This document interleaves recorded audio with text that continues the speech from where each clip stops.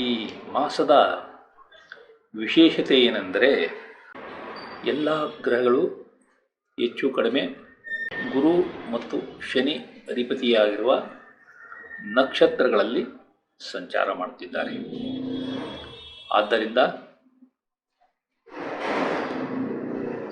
ಗುರುದಶೆ ಅಥವಾ ಶನಿದಶೆ ಮತ್ತು ಗುರುವಿನ ನಕ್ಷತ್ರಗಳಾದ ಪುನರ್ವಸು, ವಿಶಾಖ ಮತ್ತು ಪೂರ್ವಭಾದ್ರ ನಕ್ಷತ್ರಗಳಲ್ಲಿ ಜನಿಸಿದವರು ಹಾಗೂ ಶನಿಯ ನಕ್ಷತ್ರಗಳಾದ ಪುಷ್ಯ, ಅನುರಾಧ ಮತ್ತು ಉತ್ತರಾಭಾದ್ರ ನಕ್ಷತ್ರಗಳಲ್ಲಿ ಜನಿಸಿದವರು ಸ್ವಲ್ಪ ಜಾಗ್ರತೆ ವಹಿಸಿ.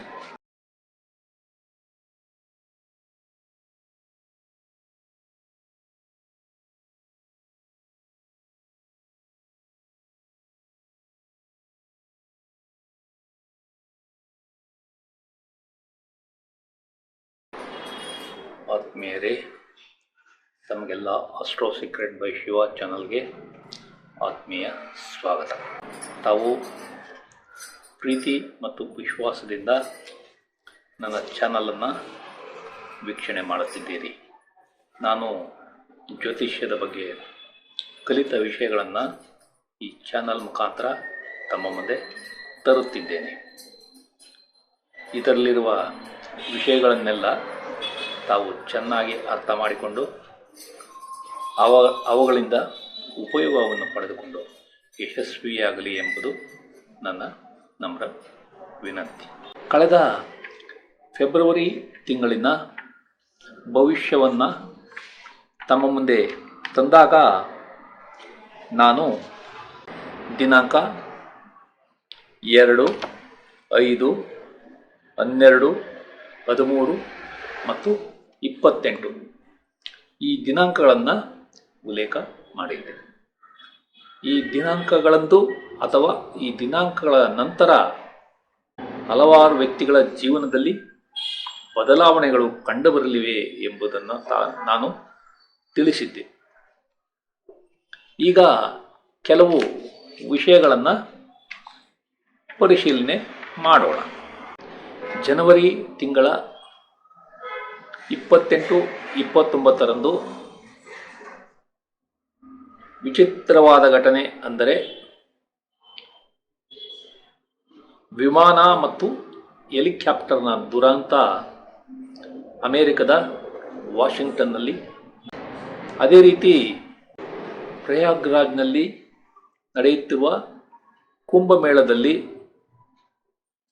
ಕಾಲ್ತುಳಿತ ಉಂಟಾಗಿ 30ಕ್ಕೂ ಹೆಚ್ಚು ಜನ ಸಾವಿಗೀಡಾಗಿರುವುದು. ಇದು ದೊಡ್ಡ ದುರಂತವೇ ಸರಿ. ಈ ದಿನಾಂಕದವರೆಗೂ ಕುಂಭಮೇಳ ಯಶಸ್ವಿಯಾಗಿ ನಡೆಯುತ್ತಿತ್ತು ಎಂಬುದನ್ನು ತಾವು ಅರ್ಥ ಮಾಡಿಕೊಳ್ಳಿ. ಅದೇ ರೀತಿ ಫೆಬ್ರವರಿ ತಿಂಗಳ 2ನೇ ತಾರೀಕು ಈ ದಿನಾಂಕದ ಬಗ್ಗೆ ಸ್ವಲ್ಪ ತಿಳಿದುಕೊಳ್ಳೋಣ. ಈ ದಿನಾಂಕದಂದು ಅಂಡರ್ 19 ವುಮನ್ಸ್ ಮಹಿಳೆಯರ ವಿಶ್ವಕಪ್ ಕ್ರಿಕೆಟ್ ಪಂದ್ಯದಲ್ಲಿ ಭಾರತ ಜಯಶಾಲಿಯಾಗಿದೆ. ಇದು ಭಾರತಕ್ಕೆ ಬಹಳ ಒಳ್ಳೆಯ ವಿಷಯ. ಅದೇ ರೀತಿ ಅಭಿಷೇಕ್ ಶರ್ಮಾ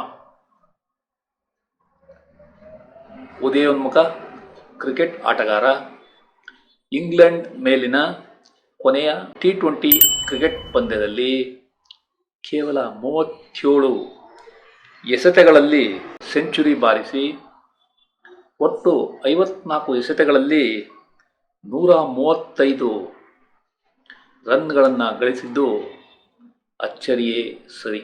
ಈ ಇನ್ನಿಂಗ್ಸ್ನಲ್ಲಿ 13 ಸಿಕ್ಸರ್ಗಳನ್ನು ಬಾರಿಸಿದ್ದು ಇನ್ನೂ ಒಂದು ಅಚ್ಚರಿ. ಆ ದಿನಾಂಕ ಅಭಿಷೇಕ್ ಶರ್ಮಾ ಬಾಳಿನಲ್ಲಿ ಯಾವ ರೀತಿ ಬದಲಾವಣೆ ತಂದಿತು ಎಂಬುದನ್ನು ತಾವು ಅರ್ಥ ಮಾಡಿಕೊಳ್ಳಿ.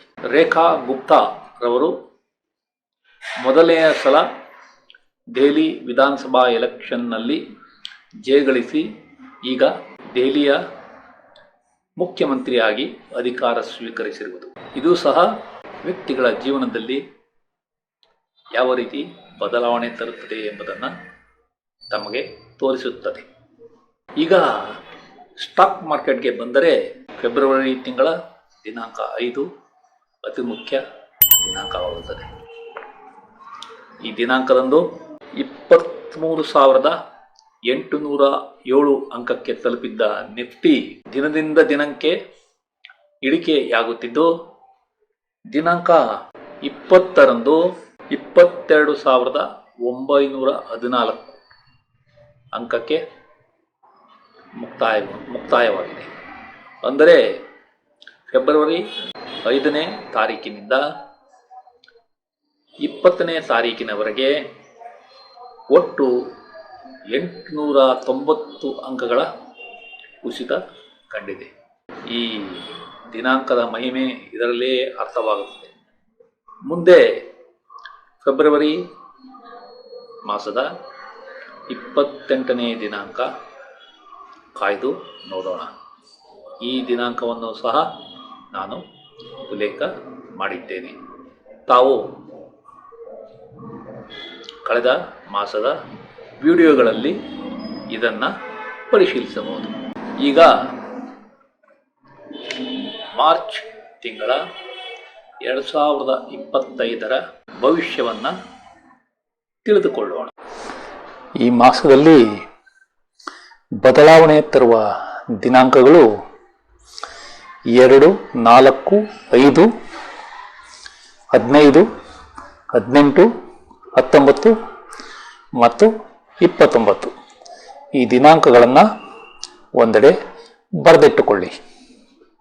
ಈ ಮಾಸದ ವಿಶೇಷತೆ ಏನೆಂದರೆ ಎಲ್ಲ ಗ್ರಹಗಳು ಹೆಚ್ಚು ಕಡಿಮೆ ಗುರು ಮತ್ತು ಶನಿ ಅಧಿಪತಿಯಾಗಿರುವ ನಕ್ಷತ್ರಗಳಲ್ಲಿ ಸಂಚಾರ ಮಾಡುತ್ತಿದ್ದಾರೆ. ಆದ್ದರಿಂದ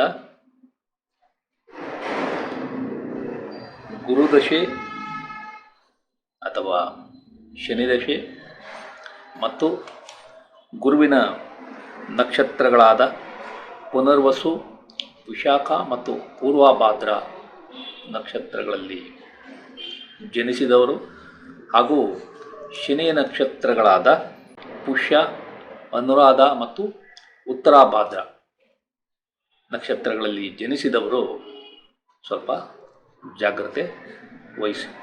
ಈ ಮಾಸದಲ್ಲಿ ಶುಕ್ರ ಗ್ರಹ ದಿನಾಂಕ 3 ಮಾರ್ಚ್ 2025ರಂದು ವಕ್ರಿಯಾಗಲಿದೆ. ಇದು ಏಪ್ರಿಲ್ ತಿಂಗಳ 14ರಂದು ಕೊನೆಗೊಳ್ಳಲಿದೆ. ಅದೇ ರೀತಿ ಬುಧ ಗ್ರಹ 16 ಮಾರ್ಚ್ 2025ರಂದು ವಕ್ರಿಯಾಗಲಿದೆ. ಇದು ಏಪ್ರಿಲ್ ತಿಂಗಳ 8ನೇ ತಾರೀಕು ಮುಕ್ತಾಯಗೊಳ್ಳಿದೆ. ಇದನ್ನು ತಾವು ಅರ್ಥ ಮಾಡಿಕೊಳ್ಳಿ.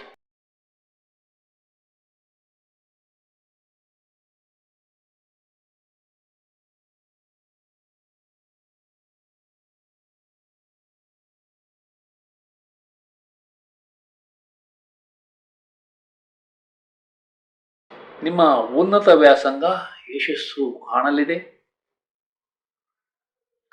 ನಿಮ್ಮ ಕೆಲಸದಲ್ಲಿ ಉತ್ತಮ ಬದಲಾವಣೆ ಕಂಡುಬರಲಿದೆ.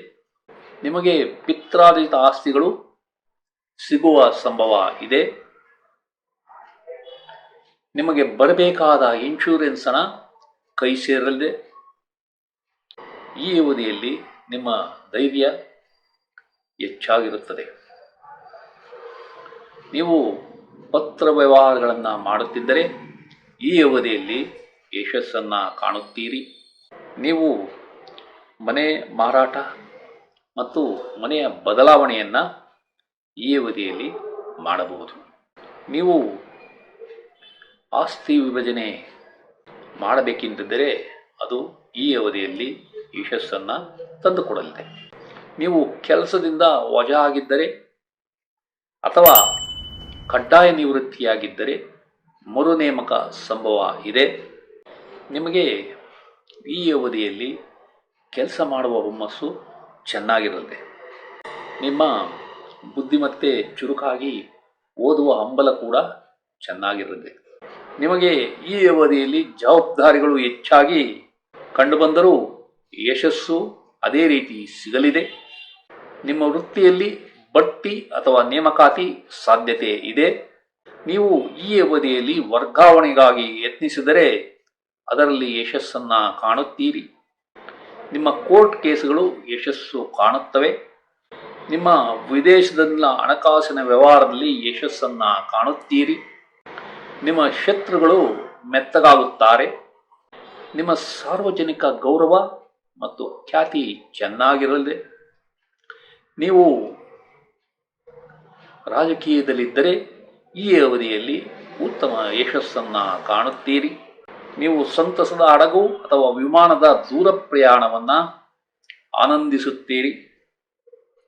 ನಿಮ್ಮ ಪುಸ್ತಕ ಪ್ರಕಟಣೆಗಳು ಯಶಸ್ಸು ಕಾಣುತ್ತವೆ. ನೀವು ಯಶಸ್ವಿ ದೇವತಾರಾಧನೆ ಮತ್ತು ತೀರ್ಥಯಾತ್ರೆಗಳನ್ನು ಆನಂದಿಸುತ್ತೀರಿ. ನೀವು ಸಾಲ ಮತ್ತು ವ್ಯಾಜ್ಯಗಳಿಂದ ಮುಕ್ತಿಯನ್ನು ಹೊಂದುತ್ತೀರಿ. ನಿಮ್ಮ ಸ್ನೇಹಿತರು, ಹಿಂಬಾಲಕರು ಮತ್ತು ಸಹೋದ್ಯೋಗಿಗಳಿಂದ ನಿಮಗೆ ಉತ್ತಮ ಸಹಕಾರ ಸಿಗಲಿದೆ. ನಿಮ್ಮ ವಿದೇಶಿ ಸಹಭಾಗಿತ್ವ ಯಶಸ್ಸನ್ನು ಕಾಣುತ್ತದೆ. ನಿಮ್ಮ ಪಾಲುದಾರರ ಜೊತೆ ಉತ್ತಮ ಬಾಂಧವ್ಯವನ್ನು ಹೊಂದುತ್ತೀರಿ. ನೀವು ಯಾವುದಾದರೊಂದು ಕಾಯಿಲೆಯಿಂದ ಆಸ್ಪತ್ರೆ ಸೇರಿದ್ದರೆ ಅದರಲ್ಲಿ ಮುಕ್ತಿ ಹೊಂದಿ ಬಿಡುಗಡೆ ಭಾಗ್ಯವನ್ನು ಪಡೆಯುತ್ತೀರಿ. ನಿಮ್ಮ ಮಕ್ಕಳಿಗೆ ಅನಾರೋಗ್ಯ ಸಮಸ್ಯೆ ಕಂಡುಬರಬಹುದು, ಜಾಗ್ರತೆ ಇರಲಿ. ನಿಮ್ಮ ಸಂಗಾತಿಯ ಜೊತೆ ಕಿರಿಕಿರಿ ಜಾಸ್ತಿಯಾಗಿ ಅದು ವಿಚ್ಛೇದನ ಹಂತಕ್ಕೆ ಹೋಗುವ ಸಂಭವ ಇರುವುದರಿಂದ ಹುಷಾರಾಗಿರಿ. ನೀವು ಪ್ರಯಾಣದಲ್ಲಿ ಆದಷ್ಟು ಹುಷಾರಾಗಿರಿ. ಅಪಘಾತವಾಗುವ ಸಂಭವ ಇದೆ. ನೀವು ರಿಯಲ್ ಎಸ್ಟೇಟ್ ವ್ಯವಹಾರ ಮಾಡುತ್ತಿದ್ದರೆ ಈ ಅವಧಿಯಲ್ಲಿ ಯಶಸ್ಸು ಕಡಿಮೆ ಇರಲಿದೆ. ನೀವು ಕೃಷಿಕರಾಗಿದ್ದರೆ ನಿಮಗೆ ಲಾಭ ಕಡಿಮೆ ಸಿಗಲಿದೆ. ನಿಮ್ಮ ತಾಯಿಗೆ ಸಂಕಟಗಳು ಜಾಸ್ತಿಯಾಗಿ ಆರೋಗ್ಯ ಸಮಸ್ಯೆ ಬರಬಹುದು. ನಿಮ್ಮ ಮನೆಯಲ್ಲಿ ಅಶಾಂತಿಯ ವಾತಾವರಣ ಕಂಡುಬರಲಿದೆ. ನೀವು ವಾಹನ, ಜಮೀನು ಅಥವಾ ತೋಟ ಖರೀದಿಗಾಗಿ ಯತ್ನಿಸಿದರೆ ಈ ಅವಧಿಯಲ್ಲಿ ಯಶಸ್ಸು ಸಿಗುವುದಿಲ್ಲ. ಈ ವಿಡಿಯೋವನ್ನು ಕೊನೆಯವರೆಗೂ ನೋಡಿದ ತಮಗೆಲ್ಲ ವಂದನೆಗಳು. ಈ ವಿಡಿಯೋದಲ್ಲಿರುವ ವಿಷಯಗಳು ತಮಗೆ ಇಷ್ಟವಾದರೆ ಈ ವಿಡಿಯೋವನ್ನು ತಮ್ಮ ಬಂಧು ಮಿತ್ರರಿಗೆಲ್ಲ ಶೇರ್ ಮಾಡಿ, ಅವರೂ ಸಹ ಈ ಚಾನಲ್ಗೆ ಸಬ್ಸ್ಕ್ರೈಬ್ ಆಗುವಂತೆ ಮಾಡಿ ಎಂದು ಕೋರುತ್ತಿದ್ದೇನೆ. ವಂದನೆಗಳು.